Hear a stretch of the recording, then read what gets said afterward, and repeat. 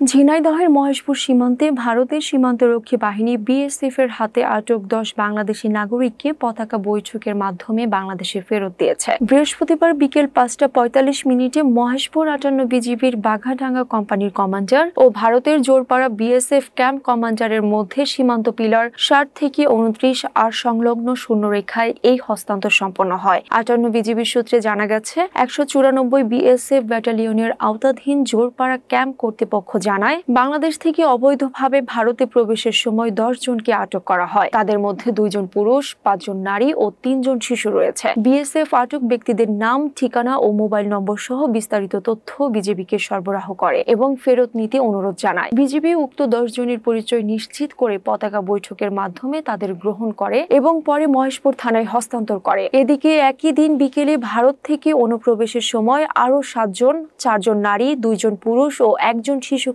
মহেশপুর সীমান্ত এলাকা থেকে আটক করে বিজিবি। তাদেরকেও পরবর্তী আইনানুগ ব্যবস্থার জন্য মহেশপুর থানায় সোপর্দ করা হয়েছে। মহেশপুর 58 বিজিবির ব্যাটালিয়নের পক্ষ থেকে গণমাধ্যমকে পাঠানো এক প্রেস বিজ্ঞপ্তিতে এ তথ্য নিশ্চিত করা হয়েছে।